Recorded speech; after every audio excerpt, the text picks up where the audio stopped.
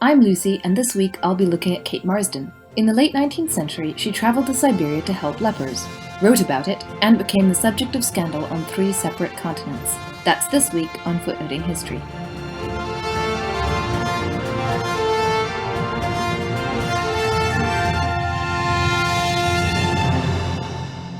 Hello, and welcome to Footnoting History. Kate Marsden was born and died in London, but in the intervening decades, she travelled thousands of miles in her efforts to help lepers, from London to the Russian steppes and back. That Marsden's remarkable career as nurse, missionary, and explorer should have ended up as a historical footnote is itself noteworthy. This week, I'll be talking about how Marsden tried to negotiate the challenges of a transitional moment in the history of medicine, and late 19th century nervousness about women, especially ladies, who made themselves conspicuous by activities in the public sphere. Marsden herself, in her memoir, which is fabulously titled On Sledge and Horseback to Outcast Siberian Lepers, said that the first step of her career was presentation at court in 1890, but obviously there are a lot of steps before that. Kate Marsden was born in 1859, the 8th and youngest child of a solicitor. After her father's death, when she was 16, she began nursing training at the Tottenham Hospital, later the Prince of Wales General Hospital. At the age of 18, she was a volunteer to go to Bulgaria to nurse Russian soldiers. From 1878-84, she then held a variety of nursing posts before moving all the way to New Zealand to nurse a sister who was ill with tuberculosis. Later, she became Lady Superintendent, this was her official title, of the Wellington Hospital, and was instrumental in setting up the first New Zealand branch of the St John's Ambulance Brigade. Now, note that this is just a few decades after the activities of Florence Nightingale, so this is still a historical moment where the professionalization of nursing is ongoing, and the ways in which medicine was practiced and accessed were changing rapidly. And so Marsden was really a pioneer in working on the forefront of those changes. In Nelson, New Zealand, she heard of Molokai, the famous leper colony where Father Damien worked. Her application to serve there was turned down due to the high number of zealous applicants. Undaunted by this setback, she applied to work with lepers in British India and returned to England with this plan in mind. Marsden was really dedicated to the idea specifically of working with lepers. One may even say that she felt called to do it. And on receiving invitation from the Russian Red Cross to receive in Moscow a medal for her earlier war work, she decided to go to the Siberian lepers instead.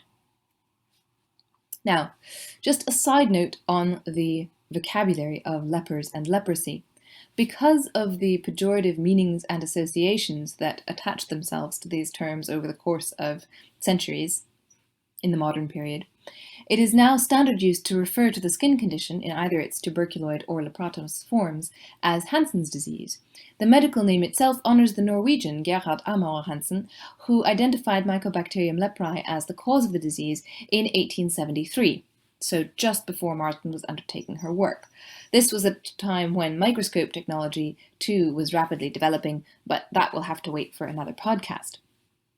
The cutting-edge Norwegian leper hospitals are referred to several times in Marsden's own work, and I'll be following Marsden and her audience in calling the Siberian outcasts lepers, since the narrative takes place mere decades after the discovery of the disease's bacterial identity, and the evidence in her memoir indicates that the diagnosed sick, while they may or may not have suffered from Hansen's disease, were treated, certainly, as lepers, with the social penalties the term customarily implies. Now, at this interesting juncture in medical history, we see Marsden in correspondence with nuns, with dermatological societies, with civic and ecclesiastical authorities, all of whom had interest and influence in the fate of the Siberian lepers. She dedicates her memoir to Queen Victoria, the most queenly woman and the most womanly queen, she says, for her patronage in assisting Marsden's work.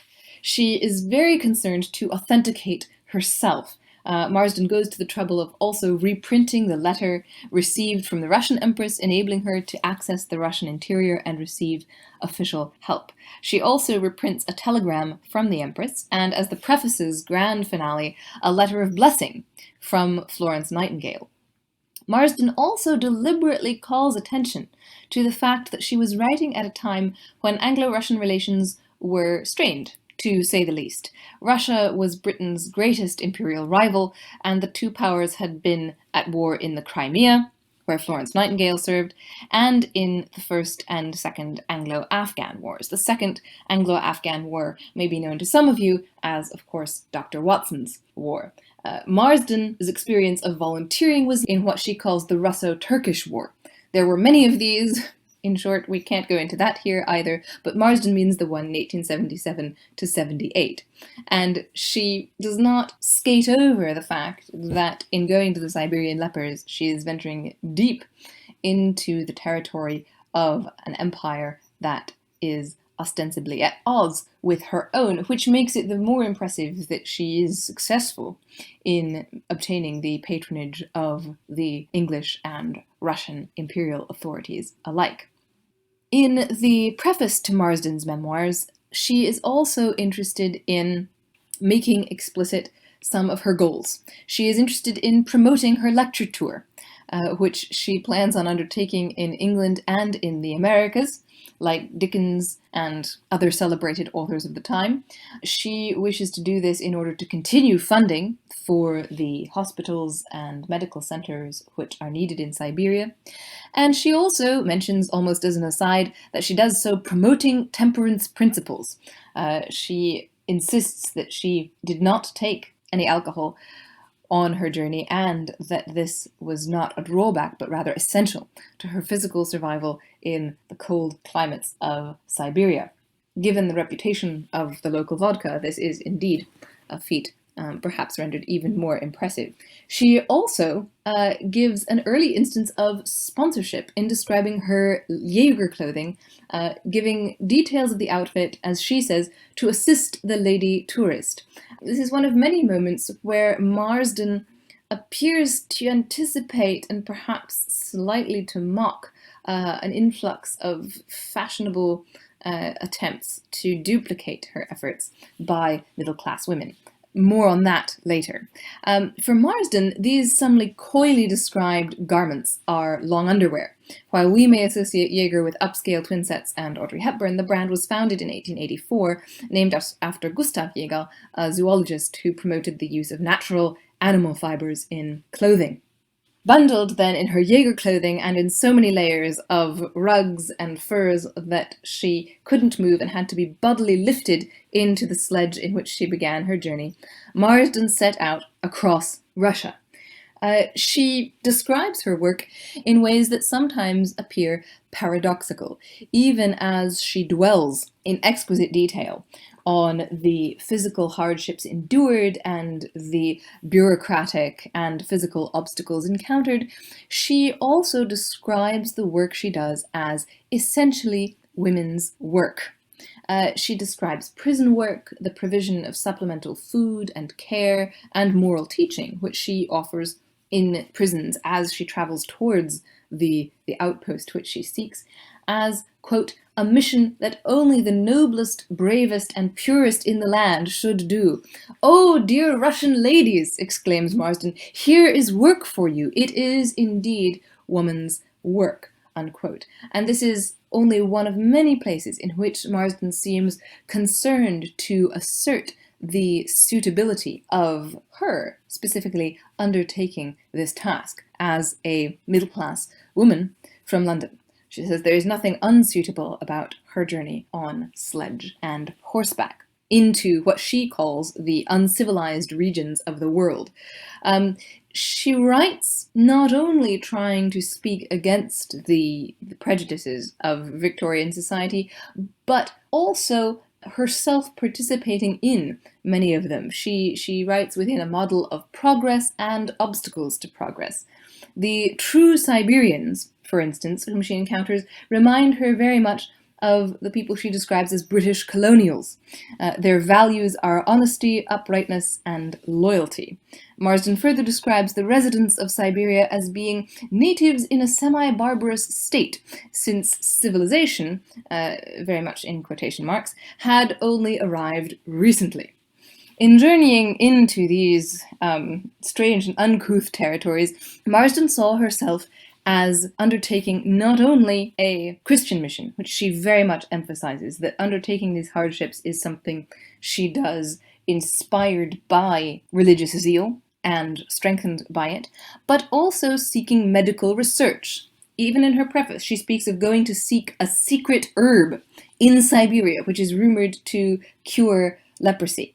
There are parallels which we can see in Sherlock Holmes and beyond, that the mixture of tradition and what we would recognize as scientific medical research today are still running very much in parallel.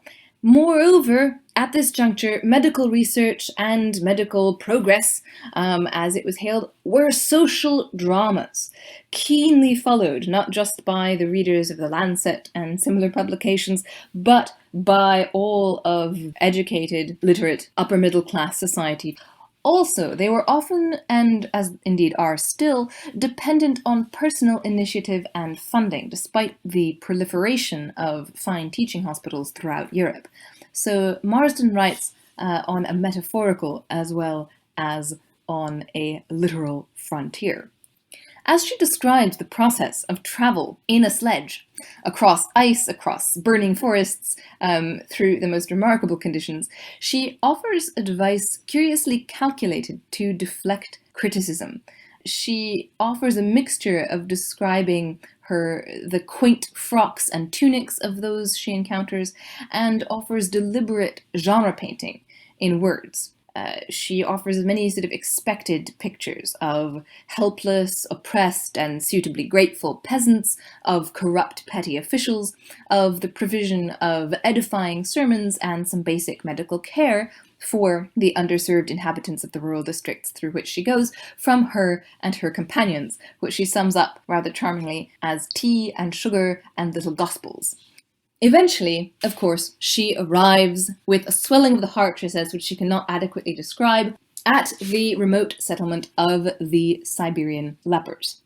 Now, this raises the question, always interesting in the history of leprosy, of what leprosy was understood to be and how reactions to it were formed. Marsden asserts that the Siberian lepers were expelled from their communities as soon as the disease was discovered. But she also gives examples of men, women, and children who were successful in hiding the disease, which raises the question of what, for them, leprosy, in quotation marks, was, and how it was diagnosed. Marsden herself gives an example of deliberate false diagnosis in order to gain control over property. Such cases, while rare, are known for the pre-modern period as well.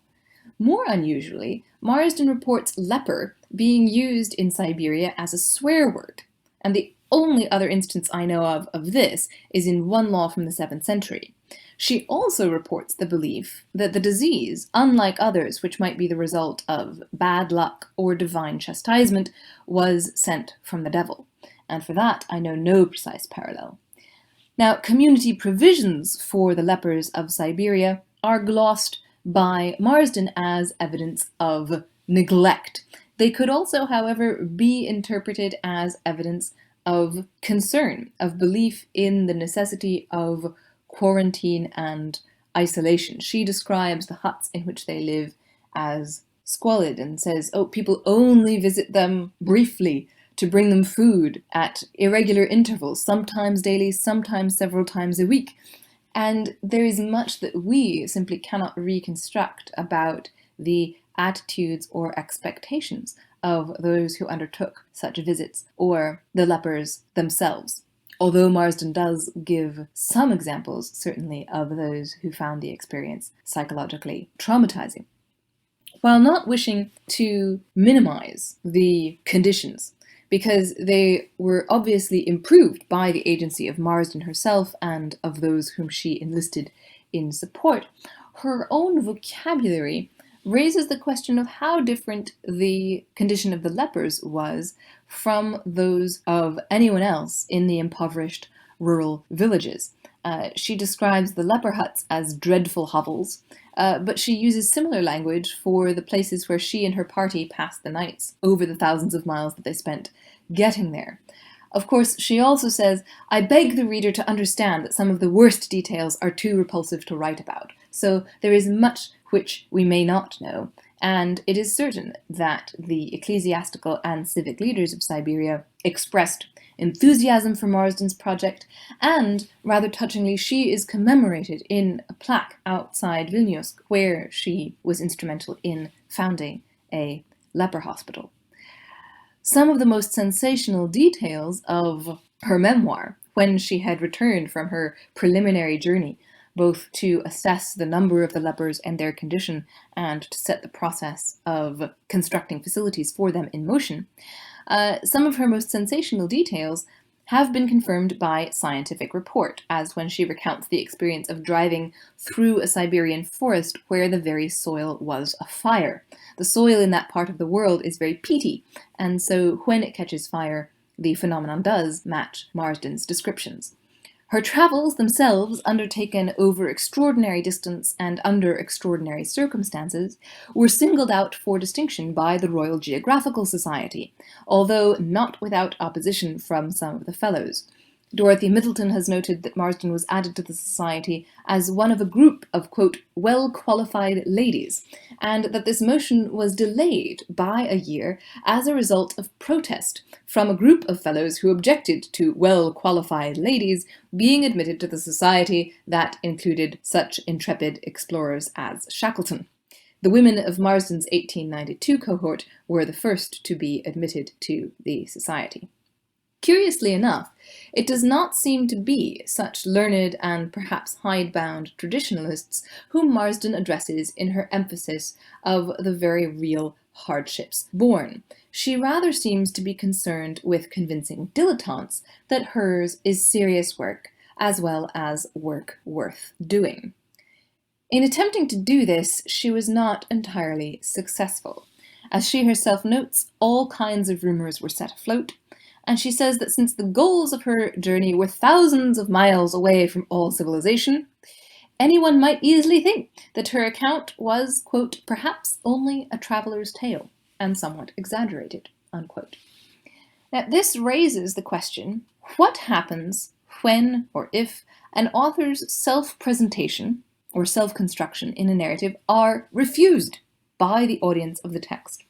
For Monica Anderson, this is a question about the boundaries of legitimate, acceptable self-presentation in late 19th century British society. Almost 30 years later, Marsden was brought to write My Mission in Siberia, A Vindication. But in the interim, she struggled with attacks which were numerous and vitriolic. Attacks on the veracity of her writing, doubts that she had gone where she had gone and done what she had said she had done, they were viciously personal. And there are so many parallels with the work of recent women authors that I got exhausted just thinking about which would be most apt. Fill in your woman author of choice. Marsden's readers needed to decide what Marsden meant by telling all the stories that she did about Siberian lepers and her journeys to them. The readers' moralizing judgments, as Elizabeth Bagent has noted, were not only inescapable, but inescapably gendered. And in my view, the very uncertainty, the defensiveness, the rhetorical too-muchness of Marsden's account seemed to indicate that she knew that this readerly responsibility of making and deciding on meaning might prove heavy and the decision difficult. It was alleged in the aftermath of her memoir's publication that Marsden was not just a travel liar, a liar about travel, but a traveling liar, a liar who merely coincidentally travels. Accusations and suspicions of espionage were addressed explicitly by Marsden, but of course it does not exactly induce confidence to be told, oh no, I was absolutely not a Russian spy. She was also rumored to be, in Bagent's memorable phrase, a lesbian and or the mistress of a Russian general, while masquerading as a pure Christian woman. After a flurry of accusations along these lines in newspapers from Australia to the US in 1893 and 94, Marsden converted to Catholicism and founded the St. Francis Leper Guild in 1895. The correlation between these events is uncertain, but Marsden's conversion is the next concrete thing that is known of her. Little is known about her conversion process, but the process itself was a remarkable social step in late Victorian England, where respectability was still firmly tied to the C of E, or Church of England. One of the facts about Marsden's mission to the Siberian lepers that she herself singled out as exceptional was the cooperation of Protestant, Catholic, and Orthodox clergy and laity in facilitating it. Having converted, Marsden served the guild for 4 years, but without being terribly effectual in her fundraising. She withdrew temporarily in response to the scandal about her memoirs, but swiftly resumed her duties after being officially blessed by the Pope. When she finally did withdraw, it was to reside in a succession of cities in the northeastern US around the turn of the century, for reasons that are unclear. And at some point after 1904, she returned to England to live with 2 sisters, Emily and Alice Norris. And this, curiously, is how Marsden's narrative peters out. In her later life, she does write a vindicating memoir. The efforts which she kickstarted in Russia did continue. A leper hospital was founded in remote Siberia. Societies were set up. Nuns and dermatologists became active in both assessing the numbers of lepers and setting up agencies to help them. But Marsden herself seems to have left the experience in some measure behind, perhaps traumatized by the hostile reaction to it. We are left with a picture that is incomplete. We are left with many areas in Marsden's life where we don't and can't know what happened, or really how she experienced it. What is clear is that Marsden was a woman of strong, even commanding personality, a quality that is often remarked on and which may have worked against her, as she was certainly not fitting neatly into late Victorian ideas of womanhood.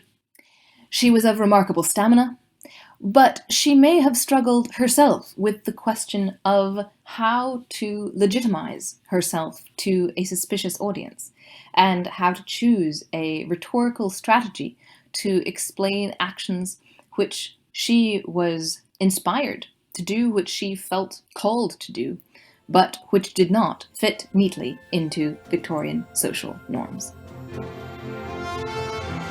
This has been Footnoting History. If you like the podcast, be sure to visit our website, footnotinghistory.com, where you can find links to further reading suggestions related to this week's episode, as well as a calendar of upcoming podcasts. You can also like us on Facebook and follow us on Twitter at History Footnote. Until next time, remember, the best stories are always in the footnotes. See you next week.